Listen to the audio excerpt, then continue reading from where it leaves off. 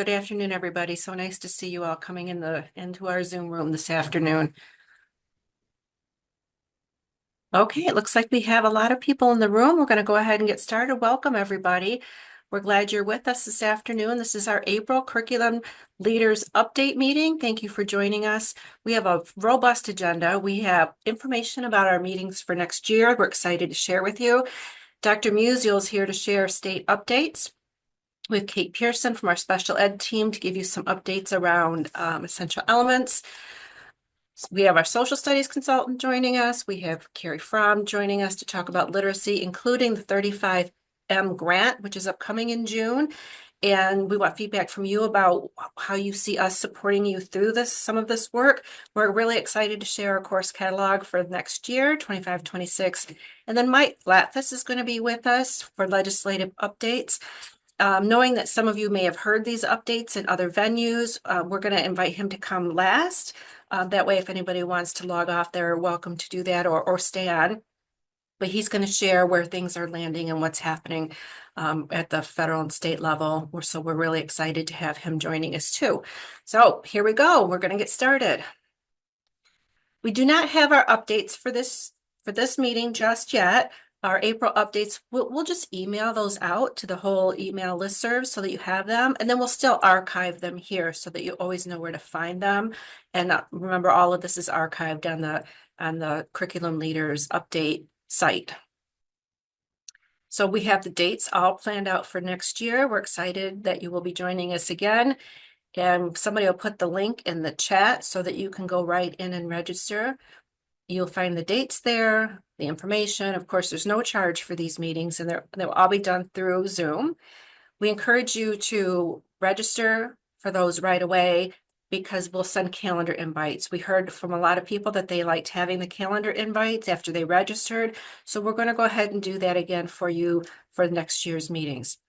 We're excited to add something new for next year's meetings. We got feedback from our curriculum director, several curriculum directors and curriculum leaders, that they really would like to have an opportunity for their principals to hear some of this information as well. So to respond to that, we're adding instructional update meetings for principals. Now, they won't be exactly the same as the curriculum leaders update meetings, but some of the topics might be similar. We just might adjust them to the audience for principals. There's going to be two sections. There's going to be geared toward elementary principals and then geared toward secondary principals. They will all be through Zoom because we know how hard it is to get your principals out of the building. And they can register and get calendar invites as well. We also encourage you to register because what we're going to do is not only hold the meetings, but we're going to record them and then we'll send them out to anybody who's registered. That way, if the timing of the meetings don't work for you or you choose not to attend, you still have the option of viewing the recording so that you know what's being shared with your principals and how it aligns to what we're sharing with you as curriculum leaders as well. I believe those invites have gone, or the links have gone into the chat for both those. And of course, you'll have the slides. So everything will be archived here. Okay, and Cindy Tereshevitz is not with us today. Dr. Musial will be providing the updates. Hi, good afternoon, everyone.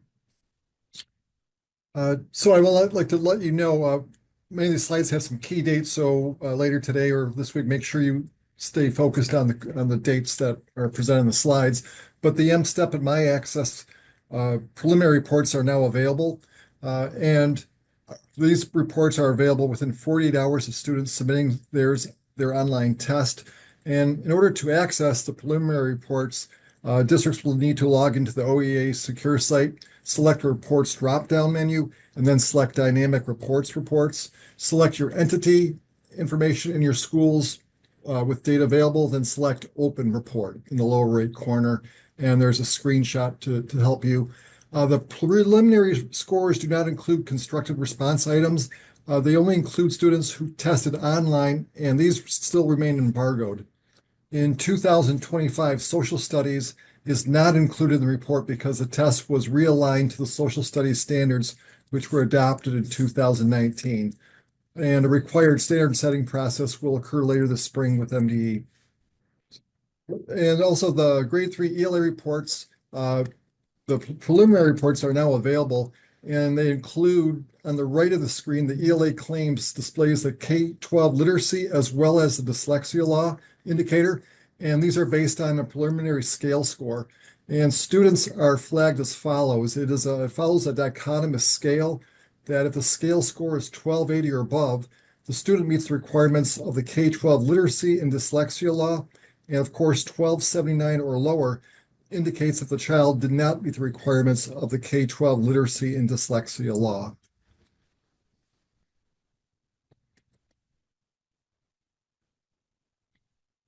My access preliminary reports for functionally independent ELA scores are presented by preliminary earned points out of points possible due to the later scoring of the paper pencil expressing ideas portion of the test. The supported independence and participation in preliminary reports are available after the primary assessment administrator enters the scores in the online answer document.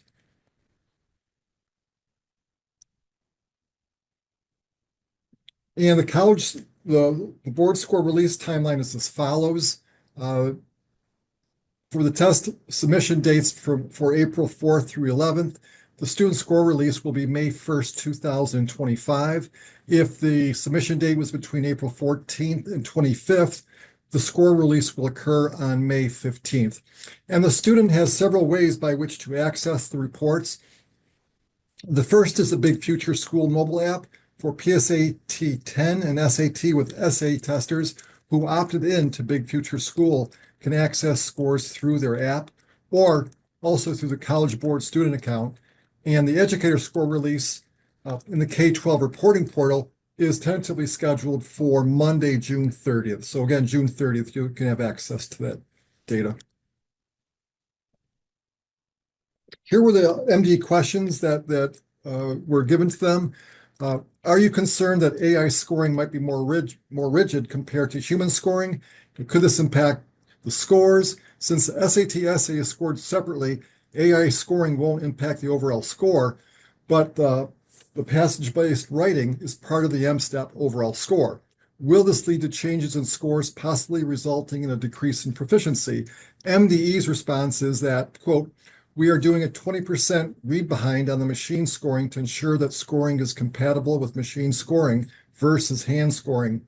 And if there's a discrepancy, additional read behind will take place and additional decisions may be made about how these items get scored should they be statistically different. Next question posed to MDE, will AI scoring impact English learner and special education students? And how reliable is it for non-EL writers? Districts are concerned about this. And MDE's formal response is, since all M-STEP responses were hand scored last year, the model was built using all student responses, including those from EL learners and students with disabilities, taking the M-STEP ELA assessment. And as mentioned before, the 20% validation is for sample year one to ensure that the model is scoring as expected. And if the response are not aligned with a model, the response isn't a clear match with other responses that were built for the model, those responses are routed for human review. By access, functionally independent expressing ideas will continue to be offered by paper and pencil only and hand scored.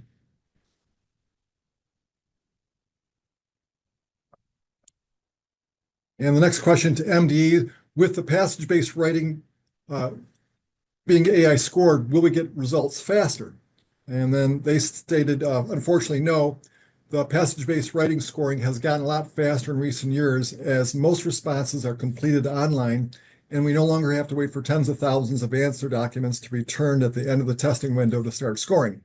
And the delay is having to wait for access to the spring MSDS general collection data that allows schools time to review the answer documents received and report possible issues.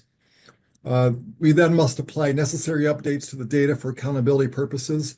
Districts and schools do have access to a 48-hour preliminary roster report for online test, again, in the dynamic score reporting site. For the benchmark assessment updates, funding application is available for approved districts in Nexus. The allocated amount for the 2024-25 is $14.36 per pupil. The final deadline, though, for budgets is June 30th, 2025. And there are final requirements for the spring benchmark testing period, and these requirements must be completed or funds can be recaptured. So one, administer the same spring 2025 benchmark assessment to all students in grades K-8 in math and ELA that was completed in the fall, and spring is operationally defined as, quote, the last marking period of the school year, and provide also the MOI, the mode of instruction data, to the My Data Hub within 30 days of spring test administration. And this deadline is June 13th. Provide benchmark and score report growth data to the Michigan Data Hub from spring test administration. And this deadline is also June 13th. Provide data to parents and guardians within 30 days of spring test administration. You also have user-friendly links to the right that will help you.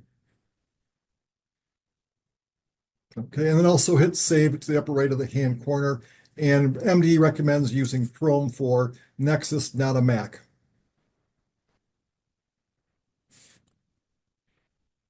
And the Alice contract renewal for the 2025-26 update is that this is up for renewal for next year. One of the benefits of being included in the Wayne Risa contract is consortium pricing and support beyond the public site.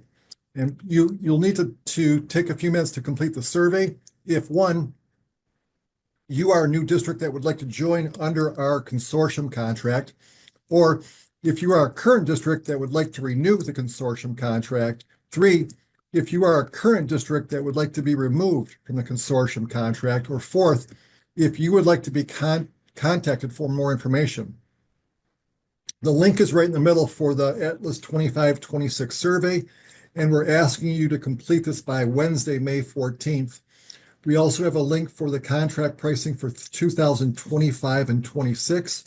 And then also we have a slide deck and webinar links right below. If you have additional questions, excuse me, you can contact Cindy Taraskevich, Jeannie Oliver, or Carrie Reynolds at Atlas. I don't believe Heather Rotterman is with us, but I'm happy to share these updates around MTSS. So we're really excited about this. We have MTSS in action. It's a collaboration with Oakland Schools. We're working with their team as well as our team to provide this conference all around all topics related to MTSS. So there'll be a keynote speaker, and then you'll hear from a lot of our staff here at Wayne Risa, as well as Oakland Schools staff. A lot of different topics, all related to MTSS, multi-tiered systems of support, and this is for K-12. So we're giving you this information now so that you can register in advance. And then the whole employee handbook technical assistance session that Heather's been working on, it really comes as a request because districts are asking for support. What are other districts doing around their employee handbook, and technical support session will provide some of those opportunities to see what employee handbooks and guidance documents for your district can look like, contextualized to your own district. So there's information on that. We know that that's been a big ask from a lot of our constituents. And then we have Kate Pearson for special ed. Thanks, Mary. I'm Kate Pearson. I'm the Essential Elements Consultant here at Wayne Risa with the Special Education Department. I really wanted to highlight our team's work in our department. We're really focusing next year to offer a variety of community of practice opportunities. Many of these community practices are offered to positions that typically are or might feel like they're on an island by themselves. There might be only one or two people in the entire district, or maybe even one person per building doing a specific role, and they often don't have a lot of colleagues to collaborate with. So we're hoping that providing community of practice opportunities brings different people that are in the same field, in the same position, doing, similar work together so that they can collaborate, talk about challenges, and try to kind of collaborate on solutions together. So for school psychologists, our special ed consultant, Katie Elliott, will be running that. And I have their emails kind of off to the side that you can reach out to them for more information on logistics of dates and times. I know some of them are going to be offered in person, some might be virtual or a mix mixed hybrid model. We have a speech and language pathologist community practice happening with our WAT AT consultants, Barry and Laura. Amber Wade, she's another WAT AT consultant at RISA. She's going to host a occupational therapist, physical therapist community practice, along with a POHI community practice, physically otherwise health impaired. We also have a secondary adult transition, which we know is a very hot topic in special education, and our post-secondary programs need a ton of support. So Pam and Megan from our department is going to be running that community practice. For school social work, Danielle Tagai is going to be running a community practice as well. We have VI and DHH with Celeste, focusing on visually and deaf and hard of hearing. We're also going to have a BCBA community practice. That's going to be headed by some of our Act 18 ASD coaches, but I did put Kim Krug, who's another ASD consultant within our department, her information down if you wanted more information regarding the BCBA community practice. We have one for resource teachers. Angie, Celeste, and Amber is going to be running that next year. We also focus on early on. Our littles are 0 to 5, and Lisa Perugi will be heading that. And then our assistive technology WAT team hosts their own community of practice for our AT coaches. So I put all of their information there. So please check it out if you have colleagues within your buildings or within your districts that may be interested in connecting with other people from across the county. The slide. Thank you. Um, Really what we're excited for some summer work. I'm going to be spearheading an essential elements literacy curriculum committee.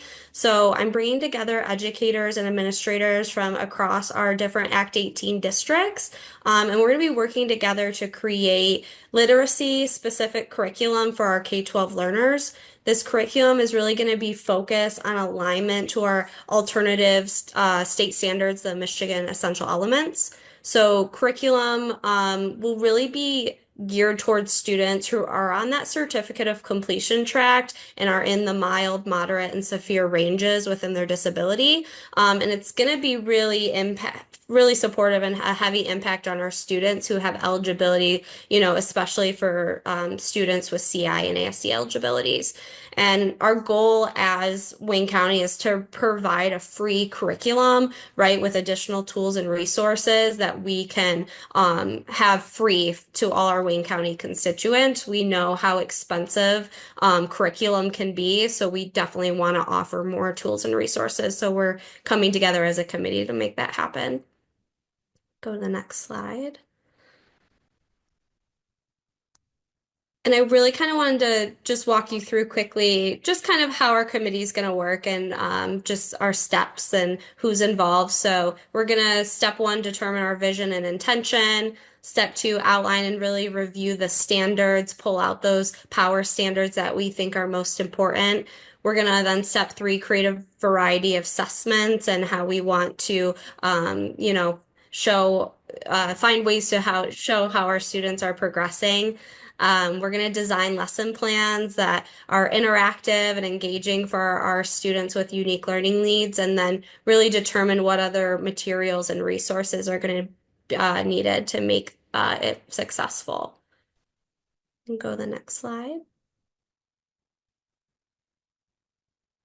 And when we're creating our comprehensive curriculum, what we're really focusing on, because our students have such unique learning needs, is the alignment to the standards, really coming up with those tools to track student progress and how we're going to collect data that drives our instruction. We want to make sure that curriculum is age appropriate. We know many of our students are functioning, 1, 2, even 3 or 4 grade levels behind where they are, but we still want it to be age appropriate, and really support them with real life images and real life experiences. Provide different opportunities to respond through assistive technology and manipulatives.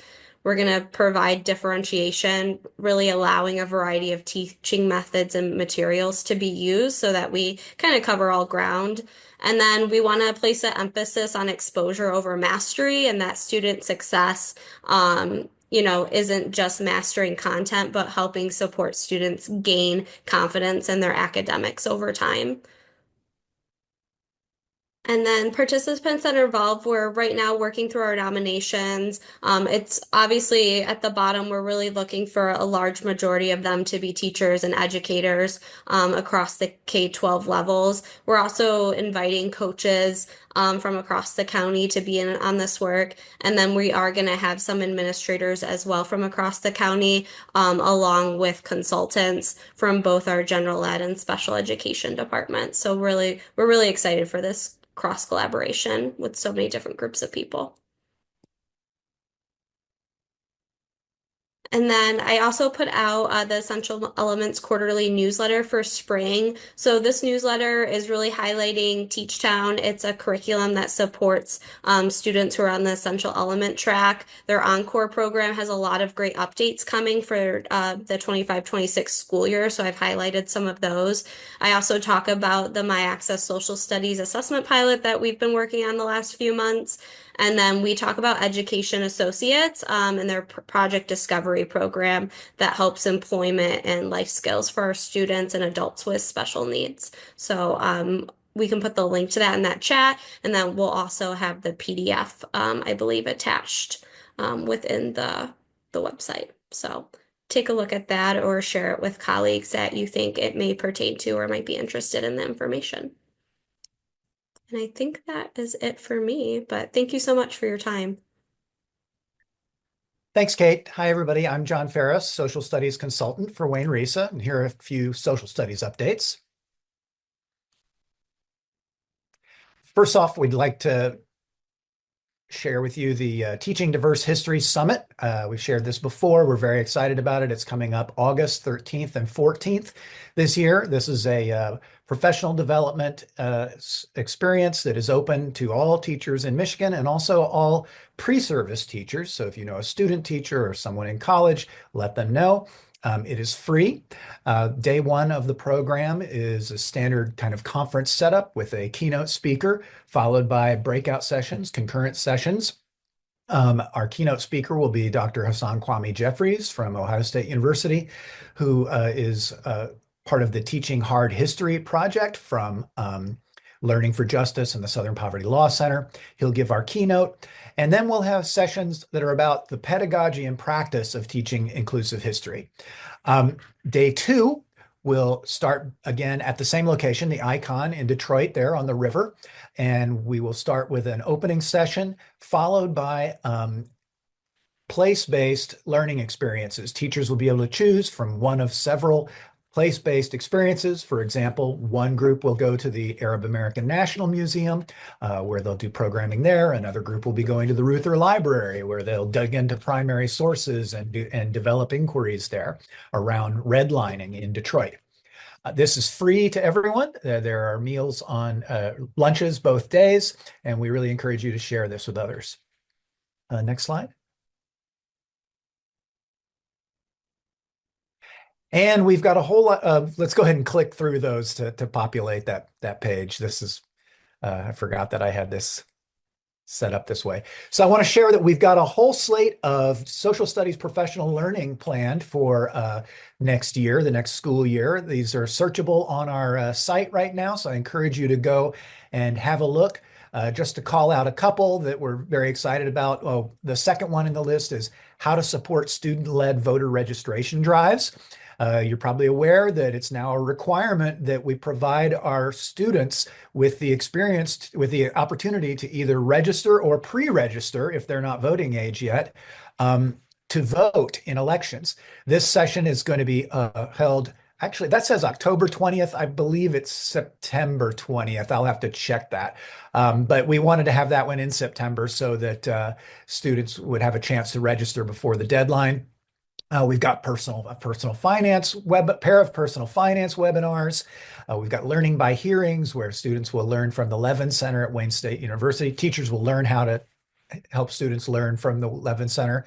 We've got geography, we've got mock trial, we've got civics, and we've got place-based inquiry. So we encourage you to look into all of these programs. And next. We'd like you to mark your calendar for our social studies leaders meetings. Our last social studies leaders meeting of the year is this Friday. It's going to be at the DIA from 1 o'clock until 4 o'clock. All teachers and administrators, coaches are welcome to come to this event. You can register at the link there. And at the end of this program, by the way, the first 2 hours will be sharing out and discussing social studies issues right now. And then the last hour will be taken over by the DIA's education staff, who's going to take us all for a social studies learning experience in the main exhibit. Next slide. And next year, we'd like you to mark your calendars for the social studies leaders meetings for the 2025-2026 school year. Our first one will be Friday, October 7th at the Charles H. Wright Museum of African American History. Next. The second one will be in February. We'll be back at the DIA. And then the last one will be Friday, April 25th at the Henry Ford. And you can register for all of these on on Learning Stream on our website where the catalog is. And the link is in the program. Thank you. I started talking and I was muted. Whoops. Hi, I'm Carrie Fromm. I am one of the literacy consultants here at Wayne RESA, and I wanted to share just a couple of things with you quickly. We know that many of you already know about the 35M grant that's part of the dyslexia law.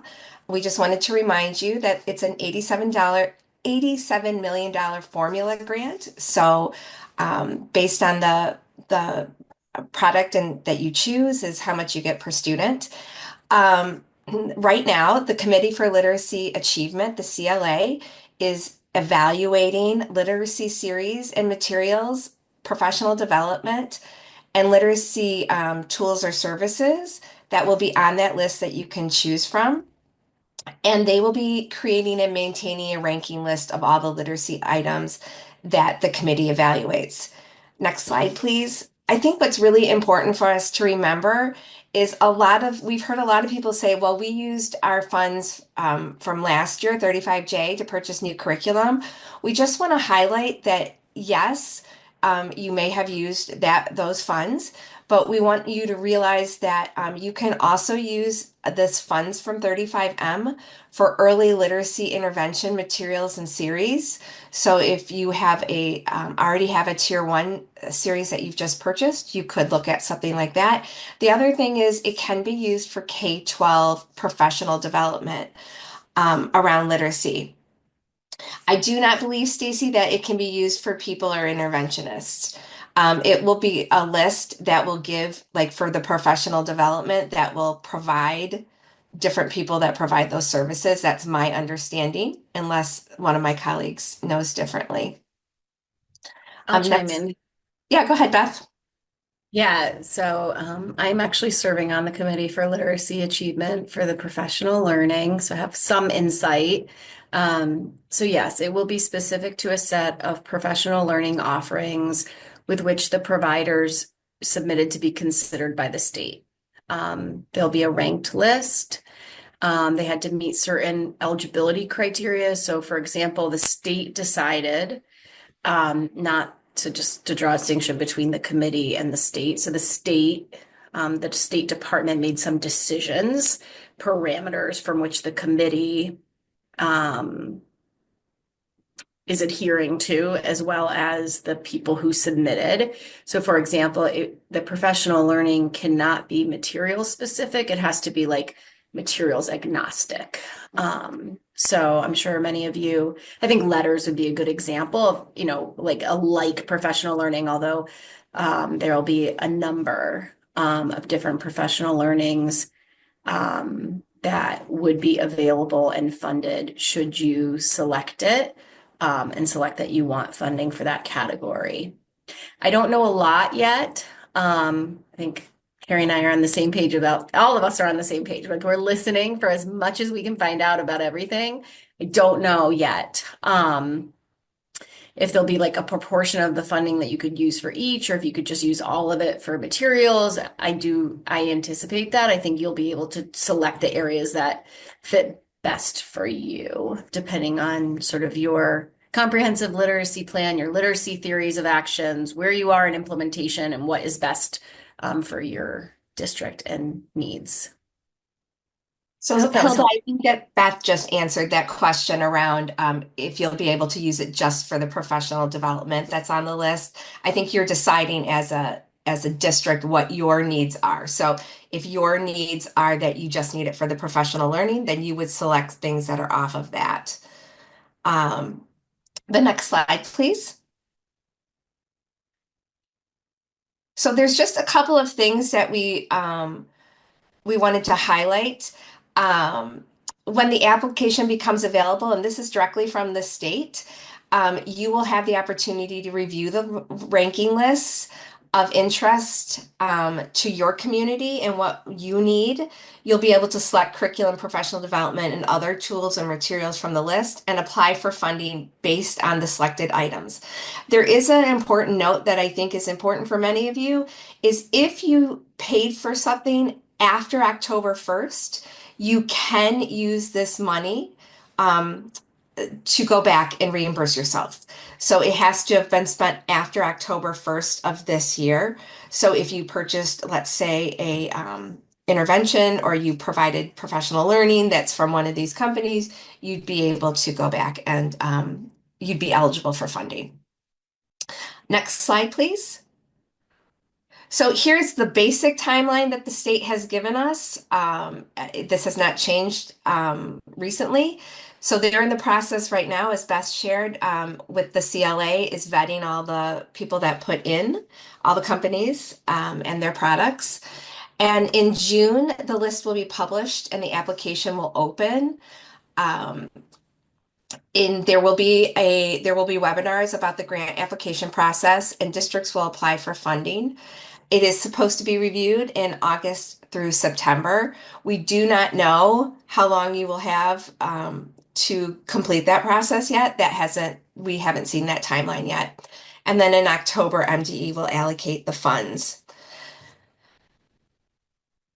I haven't heard anything about 35J funds being carried over into the 25-26 school year. I think that they're done by September 30th, if I'm correct, but I don't want to say that. We can look that answer up for you. Next slide, please. So we do have a hub where you can look for grant resources. It's risa.net/grants. So anything that we have is on that website for any of these grants. So 35M, we also link you to the state. Those are all there for you. Next slide, please. So in order to support you, we're asking you just to take a couple of minutes, and this is a quick survey. We know you get a lot of these, but we want to know how we can best support you with this ELA curriculum needs. For instance, would it be helpful if we had a vendor fair? Would it be helpful if we did a truncated curriculum process with your teams so that you can make a quicker decision with your groups? Is there specific professional learning that you'd like? If you could take just a couple of minutes, and I know it's linked there, and Michelle, if you wouldn't mind putting it in the chat, that would be great as well. But if you could take a couple of minutes to fill that out at some point, we would really appreciate it. So that we can get your needs. Even if it's just you would like, it allows you to say, hey, I'd like a literacy consultant just to come out and kind of talk through what we might need, what we might not need, that kind of thing. Next slide, please. A couple of other things just really quickly. We are offering a variety of UFly trainings coming up. Over the summer, we have 2-day foundational trainings that you can sign staff up of as of now. We are offering a 1-day refinement training that is for people who would like to go a little bit deeper. And we have a great opportunity for anybody who has trained their staff through Wayne County. We are offering a free half day with the people from UFly. It's virtual, that will talk about how UFly could be used in intervention. And that is free of charge. And then we also have a free one about supporting UFly implementation for coaches and administrators. If you are interested in that, you will be, if you have attended or you have teachers who have attended, um, this who have attended these trainings through Wayne Risa, you will receive a code to help you register for those later on. We will also offer them again in the fall for people who have taken it over the summer. Next slide, please.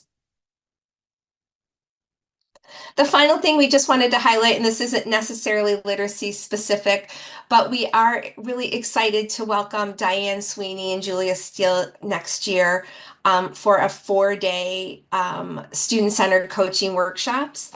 All of the information can be found on the SMORE that we will put into the chat. And we are really, really hopeful that your coaches will bring their principals to 2 of the days. So it's separated out. There's 2 days in the fall and 2 days in the winter. And day 1 of each day, we would really like for the participants to bring their principal. So there's a link for them to sign up. We know how powerful coaching can be when coaches and principals are on the same page. So we hope you'll take advantage of that. This is available only to Wayne County schools until August 1st. After that, if we have spaces, we'll open it to other members of surrounding communities. And Hilda, yes, thank you for that question. Can the code be sent to curriculum directors as well? Of course, we will send that to you so that you can share it with your principals and everybody that might need it, interventionists, coaches, whomever might need it. Okay, thank you.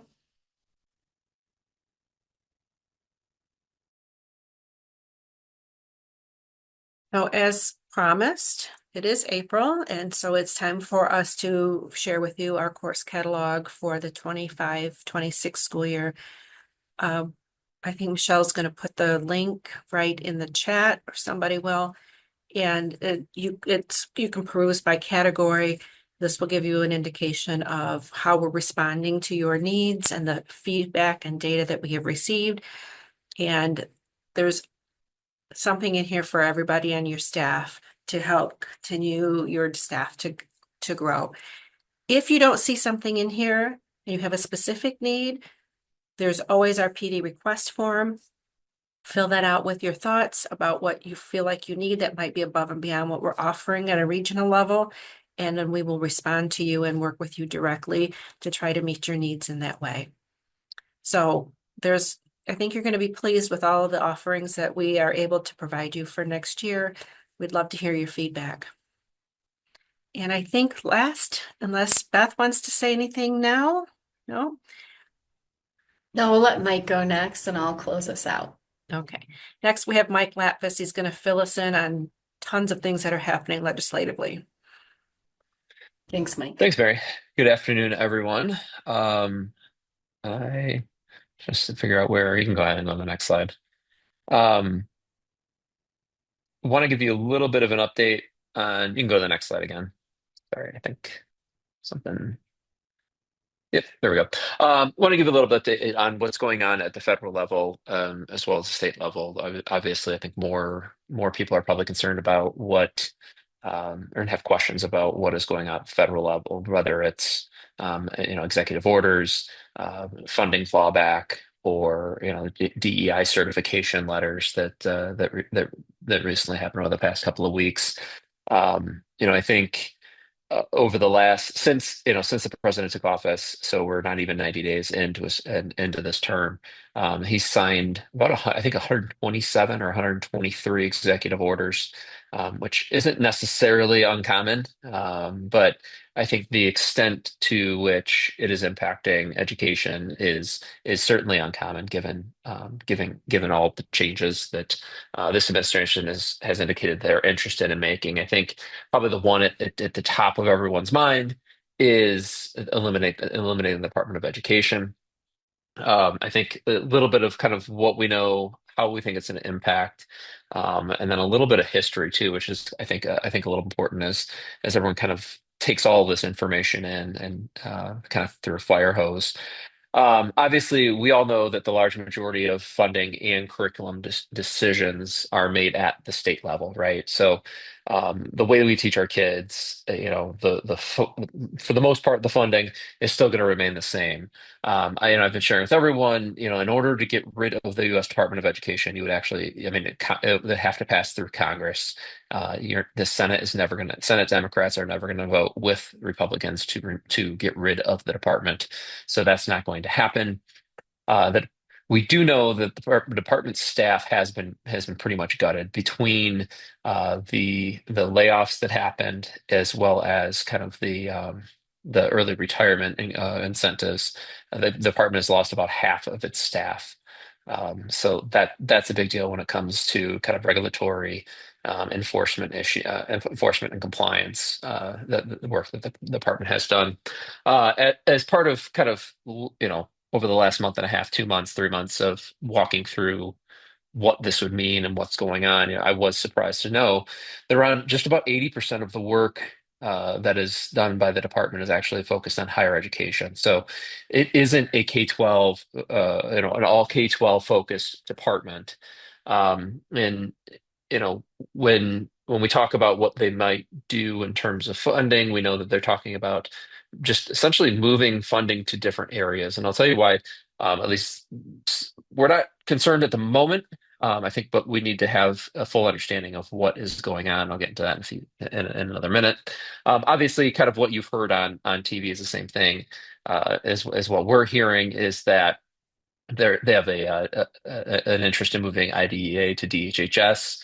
And just as another example, even though it doesn't impact us, moving student loans to the Small Business Administration. So, what does it mean for Michigan with some of the changes they're making? The hard question is really figuring out what will happen based off of exactly the steps they take to try and dismantle, exactly what they mean when they say we're going to move all regulatory and oversight to states. But that, what we believe is going to happen, essentially the role that the federal government is playing is going to fall down to MDE now. I think we all know MDE doesn't really have the capacity nor the staff to do that, which what I guess is going to happen is that the ISDs are going to probably end up taking on some of those responsibilities. But again, we'll have to see exactly how all this stuff um, is put into place by the federal government. I think, one of the things that we'll also see is enforcement of federal laws in some states. I think in Michigan, we're going to be fine. And I'll get into this when I talk about IDA in a few minutes, or I think on the next slide. But, you know, I think it all depends on the state and what the state priorities are. I think in Michigan, we'll be fine. But in terms of how things are staffed, will be indicative of what states are going to need to pick up and if there needs to be any concerns. You can go to the next slide, please. So I think it's important as I was kind of working through all this to really understand the history of the Department of Education. Obviously, the first department was created out of Reconstruction efforts at the end of the Civil War, which happened in 1867. Obviously, there was a problem with some states not still following Reconstruction or going through Reconstruction, not wanting to educate all of their citizens in their state. And so the federal government wanted to step in and ensure that was happening. The first department only lasted a year before Congress actually voted to remove its authority in 1868. We actually didn't have we went 111 years without a U.S. Department of Education. From 1868 through 1979, the department, it wasn't a department, it was an office of education, or sometimes it's called the Bureau of Education. It was housed in the Department of the Interior. It was housed in the Department of Health, Education, and Welfare for a while. And really, it didn't become a department again until 1979, when Jimmy Carter actually signed the Department of Education Organization Act into law. And just 2 years later, President Reagan actually tried unsuccessfully to close down the new department. And if you read that statement or that quote there at the bottom of this slide, you'll see that it is the exact same rhetoric that is being used today by the Trump administration, right? We're going to reduce the budget. We're going to send education back to the states where they know how to do it best. So I put this. I speak through this slide just as obviously none of us or some of us, not all of us, majority of us probably weren't around when all of this happened, and I think it's just a good history lesson of knowing that we haven't always had a U.S. Department of Education. I think the changes happening now are concerning, but we really need to see where this goes. I kind of included this to say that this isn't the first time in history that this is happening. We've seen this before. Certainly, to the extent to which this administration is going is concerning. But just want to provide that insight. Next slide, please. So should we be concerned about IDEA funding? Yes and no. I think it's um, a little bit too early to tell how moving IDEA to DHHS will impact resources or services for kids. I think we've seen IDEA before the U.S. Department of Education, when it was in Department of Health, Education, and Welfare, which is now DHHS. IDEA was funded out of there. I think it's less about where the funding is coming from and more about the actual staff available to work with states to provide resources to states to do the research to provide resources to states if that's actually still available in if they're in DHHS, or is that just not going to happen? I think that's a concern. Are we concerned about it being cut? No, not as of now. The president has indicated that he is not interested in cutting IDA. We have members of in Republican leadership, one in Michigan, Lisa McClain, who has signed on to the Full Fund IDEA Act. So I think that's a big deal. Also, I've never heard of all of the cuts that they have been publicly talking about. No one has ever said cutting funding for special education. Obviously, we're going to continue to watch as it goes through the reconciliation process because that can still happen. But I don't think that that's a possibility as of right now. Again, it has to do with staff and resources and what remains available to states, right? So we know that the administration has closed 7 of the 12 regional OCR offices, got rid of almost half of their staff. Again, so it's with less staff. What are they able to do to make sure the states are adequately providing disability services for all of the students? And as a reminder, and this is another reason why OCR was there, why the U.S. Department of Education was there, there's never been a year where the federal government deemed every state fully in compliance with special education law. So again, I don't see the state of Michigan as being a problem in the state of Michigan with some of the changes, but we're going to have to see how this all shakes out, what responsibilities are sent where, and kind of and move forward from there. Next slide, please. So the other frequently discussed issue from the administration is DEI. There's been a number of different executive orders, dear colleague letters, and now this new signatory certification letter that has gone out. But there's still no real guidelines, I want to say, or clarity in terms of what schools are actually required to do. The closest thing that we've gotten to clarity are these three definitions in the original executive order. Um, no, no federal funding currently is under law available to be attached to anything that they are talking about. Do we have to follow the law as it relates to some of the things they've been discussing, like the Harvard Supreme Court case, where you're not where it's unlawful to discriminate on the basis of race?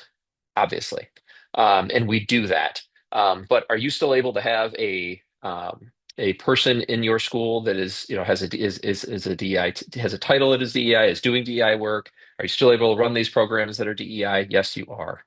Um, until they either pass a funding bill that actually changes the law, or something else happens where attorneys tell us, no, you have to do this. We are advising all of our districts not to make any rash decisions until we actually have greater clarity. Obviously, we always recommend that you discuss anything with your legal counsel to determine your best path forward. But for the most part, a lot of the executive orders are meant to cause chaos and confusion. They, in my opinion, I think that they're going to have a very hard time during the reconciliation process to this new budget process and actually getting into law legal requirements that schools could lose their funding if they do DEI programs, which is why I think that they are currently sending out all of these executive orders, dear colleague letters, FAQs, and now this new certification letter. The certification letter is currently, and I'm sure you've heard about it or read about it in the news, is currently on hold, at least not only I think nationwide, but in Michigan, although some states are and aren't participating in it, or have indicated they aren't participating in it. The original letter was it was actually very confusing for a couple days because reporters had seen a press release from the Department of Education saying that this is going out to state education agencies and local education agencies. Yet no superintendent had seen the letter in their mailbox and their inbox and were confused about what was going on. Turns out that the letter only went to the state education agencies and essentially was up to the state education agencies to collect to distribute and collect the signatures from their districts in the state. The department came out with a memo and a letter that went back to the U.S. Department of Education last Friday, indicating that kind of alongside other states that had already responded, that MDE has already signed kind of a signatory letter stating that it would not discriminate on the basis of race or gender. And they had done that as recently, I think, as January 8th of this year, and that they didn't see a need for districts to sign this, and Michigan would not be participating. We will have to see if that holds up, if anything else from a legal perspective changes. But everything that I have seen from attorneys out of Washington, D.C., we've been working with a firm that was for years embedded within the U.S. Department of Education as staff that are now attorneys in a separate law firm. They have all indicated that this signatory letter continues to reference things that are not backed up by law in terms of what schools have to do. So again, we're encouraging districts to always speak to their attorneys, but at this point, we're kind of just, especially as on this from the signatory piece, and really from DEI across the board, we're kind of in a holding period. We're not recommending that anyone really do anything until we find out more information from anything passed from Congress, or if someone from the legal area wants to redefine what we actually need to do. Can we go on to the next slide, please? Finally, one of the executive orders that is out there that has been out there that you wouldn't necessarily think is impacting education, but when you put everything together, you'll see that it really is a systematic approach to ending supports for English language learners, and that is the executive order that designates English as the official language of the United States. You couple that EO with US Ed laying off staff, I think everyone but one person in the English language acquisition office.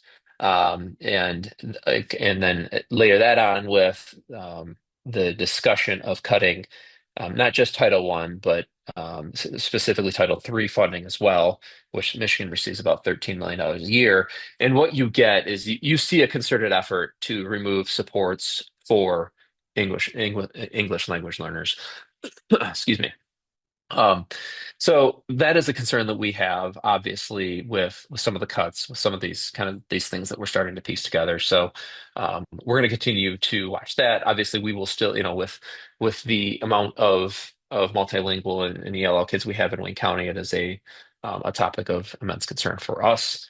But as it remains, you can go on the next slide. I think the main thing that we are concerned about is less about all this noise about and chaos from and confusion about the executive orders about DEI. All of that really is meant to do is to send parents and people, people into board meetings to say that the president says this is illegal. Why are you doing this, right?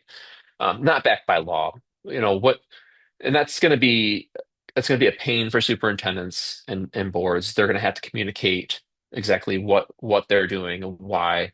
But what can really be dangerous for our students is funding cuts and going through this reconciliation process. Can you go to the next slide, please?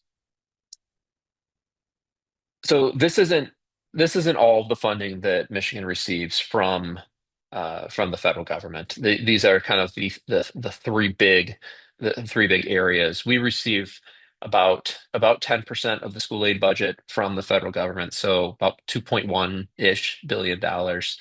Obviously, so Title I, IDEA, and school nutrition programs are the biggest pieces of that puzzle. If you took what we're hearing is a 25% cut to education funding. And so if you took 25% just from school nutrition programs and Title I funding, you're looking at about a 325, I think 325, $345 million cut for Michigan schools. So that's a pretty big deal. I have been suggesting to the state legislature that you can go to the next slide, please, that we should be setting aside some money to backfill potential cuts that the federal government can make, because at this time the state obviously we're going through our budget process as well. I don't think we're going to have a budget done by July 1st, a school aid budget. I think we're going to go into the summer, potentially into the fall, which is unfortunate. But at the same time, I don't want to spend, I have concerns about spending our money at the state budget level if, 2 months down the road when after we pass it, we're seeing 300-400 million dollars in cuts. And we are in a fortunate position, at least right now, where we have about $1 billion in one-time funding and about $1 to $2 billion in ongoing funding at the state level for next year's budget. So I have concerns about people's priorities about wanting to set aside some money to make sure we can backfill. I think politically, there are those that don't want to set aside money because they want these cuts to hurt. And I can understand that sentiment, but I also know that this is going to impact teachers and staff and kids with these cuts. So I'm going to continue to advocate for that, but we'll have to see how this reconciliation process goes, and it's kind of starting to fire up. I think in the next week or two, they're going to start what is kind of called the markup process. And if you're not aware of what reconciliation is, it's essentially a process that is filibuster proof in the Senate. And really, I mean, really, whoever's in the majority has the power to cut and spend where they deem necessary. Um, it it is what they want to do in terms of the ongoing continuing the tax cuts from Trump's previous administration, as well as new tax cuts, all these budget cuts. Everything's supposed to be wrapped up into one. And so this reconciliation process, the reason why you're going to hear a lot about it over the next is because it is going to take several months to actually play out. And so you're going to hear a lot about it. The markups that are coming up are not on any education focused areas. So we will continue to have time to speak to our members of Congress. Obviously, a number of them understand our concerns. But again, and I was wrong when I said 324, 350. It's $374 million if there was a 25% cut to school nutrition and Title I funding. Moving on, next slide. Also concerning reconciliation. So it's not just the title funding. It's not just the direct funding that you would think that we're concerned about, but Medicaid in schools is a large concern for us.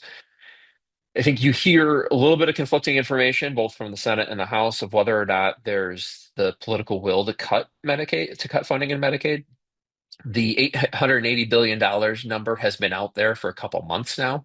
It is what it means is that within within the Committee for Commerce and Energy, and that they need to cut, I think, 880 to $1 billion. The problem is, and we've seen it, despite what people what members of Congress are saying, whether they do or do not want to see cuts to Medicaid. The Congressional Budget Office has indicated that in order to make that size of cut in that committee, where those budgets are, the only way to do it is to cut Medicaid. You can't cut the other programs to that number. So that is why we continue to be concerned, and we will be concerned about Medicaid until we are told it is absolutely safe.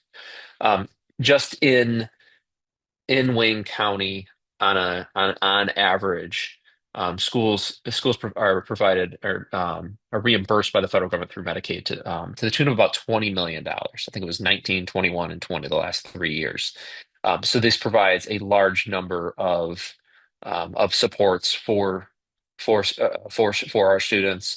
And one thing that I was actually I was surprised when I was putting all this together, that schools are the second largest provider of children's Medicaid services. So why we're also concerned, because it's not like they're gonna line out Medicaid in schools. What happens is Medicaid funding gets cut to what the state is being reimbursed for, and the state has to set their own priorities based on what they're going to receive. And our concern is that there's not a lot of people, especially at the state level, that understand Medicaid in schools. Certainly, that's obviously our job to make sure that people are aware of that. But I have been absolutely shocked that people kind of at the highest levels don't really even understand this, or didn't even know about this, and want to hear more. The good news is they want to hear more. The bad news is they didn't know about it. So we're obviously going to continue to watch this piece, continue to watch the entirety of the reconciliation process. We're going to continue to provide our analysis and recommendations to our superintendents and our districts and principals on all of the executive order related stuff, the DEI related stuff. But as of now, as of today, that's kind of where we're at. I know I talked primarily about federal stuff. I did touch a little bit on the state budget, gave you a timeline for that. We should see the Senate budget next week. I don't expect to see the House budget until sometime in the end of May. There is the Constitutional Revenue Estimating Conference on May 16th, which basically sets the number for what the legislature has to spend for next year's budget.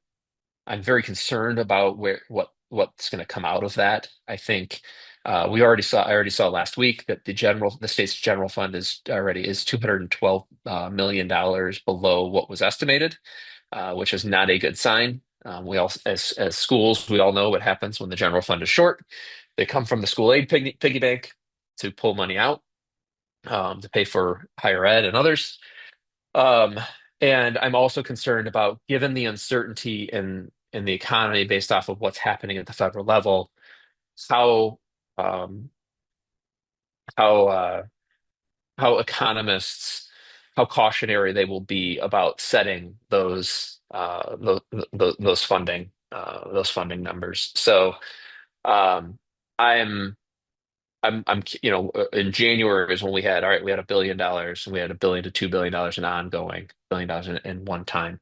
I'm concerned of how far they bring that down in that estimate and what that actually means for our district's budgets. So we'll have to see where that takes us.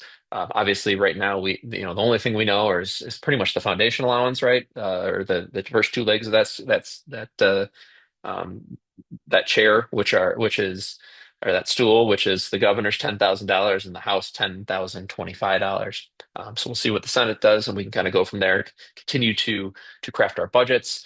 On a policy side, you're probably hearing a lot about the House GOP education plan. I can tell you that, at least as of right now, all of it is pretty much dead on arrival in the Senate. The Senate Education Policy Chair, Senator Blanky, has pretty much indicated she has no interest in taking any of that up. There is a lot of changes in those bills. Some are okay. I think many we are opposed to. We're going to engage on those if they end up coming up in the Senate. But you certainly, I think, how I know the Speaker of the House, Matt Hall, was talking about their education plan yesterday. And then finally, there's been the House Republicans also did a more school safety, because we know that we need more state policy to keep kids protected, which is um, which is sarcastic, being sarcastic there. But I don't think that probably has any future in the Senate. We'll have to see there. But really, I think I continue to think that we're not going to see much policy move as we go forward. We're going to be focused on the budget. We're going to be focused on the roads plan, which is going to be tied to the budget. So with that long-winded explanation, I think I will stop and answer any questions anybody has.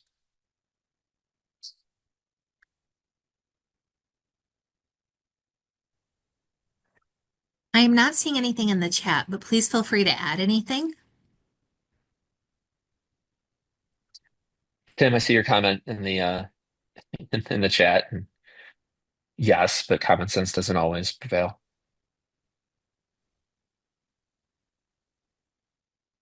All right, well, if anyone thinks of any questions in the next couple minutes, throw them in the chat for Mike. Mike, just on behalf of all of us, including myself and my team, thank you so much. First for coming, being willing to come into these spaces and share everything brain dump. Second, for just how you're supporting our students in the spaces that you're in. I personally feel grateful to have someone like Mike on our team who's in Lansing, who's in the rooms, who's, bringing forward a point of view that is not always shared throughout the state based on the rich diversity of students that we serve. And so he's really an ally for us, has gotten a lot done. And I feel like we have the right person in our corner.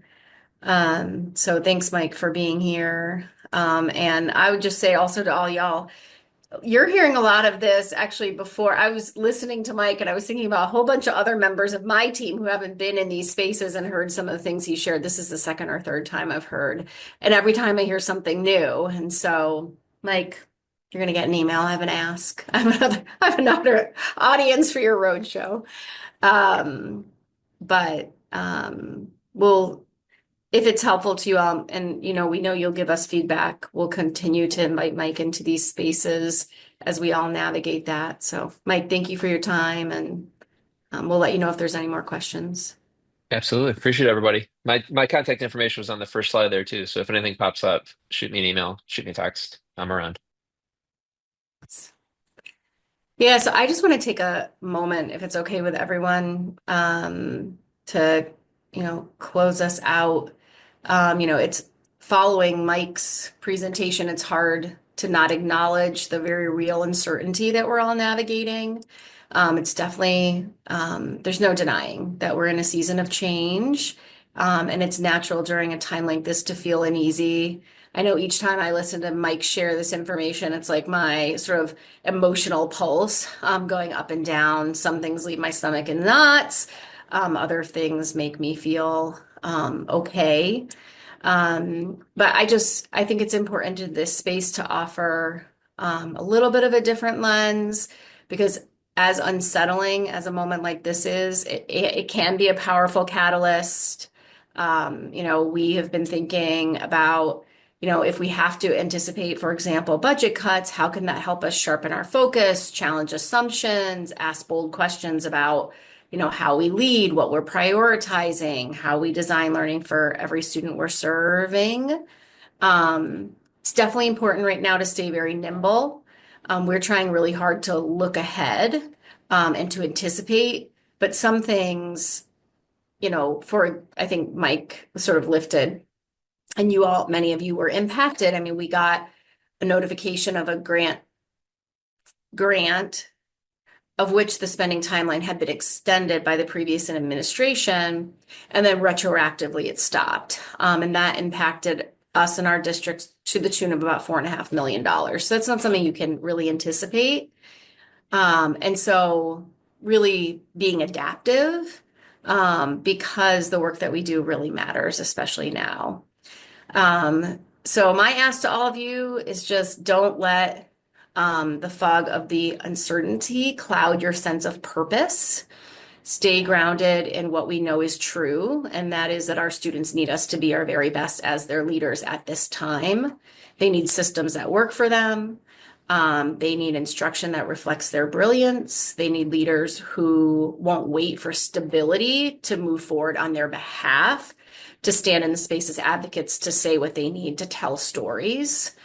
Because actually, our student stories are typically the most impactful for legislators and decision makers in terms of what frames they're thinking about what's next. So when I think about Wayne Reese's work right now, I really am proud. I feel like the team is staying focused. I think some of the things we shared today in the meeting, like moving forward with our comprehensive history summit, right?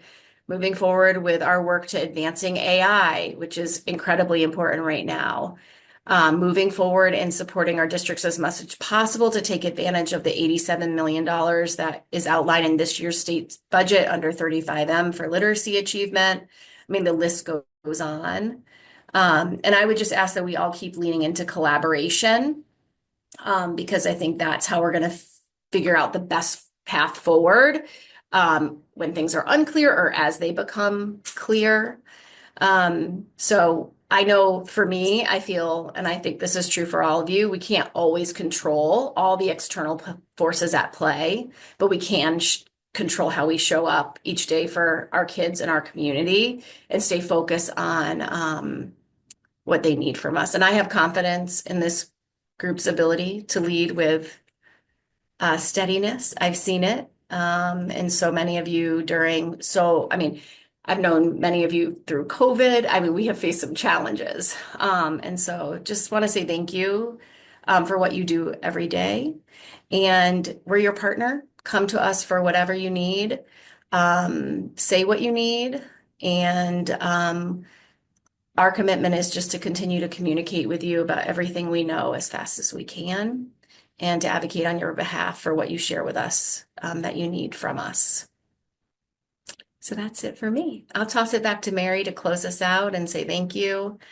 And just, I hope everyone gets outside and takes advantage of the sun. I'm seeing it out the window. It's like, we need to get that sunshine and enjoy the small things that we can, really lean into. Thank you, Beth. So this concludes our April meeting. We'll see you in May. We'll send a follow-up email with some pertinent links and follow-up information. Have a great afternoon.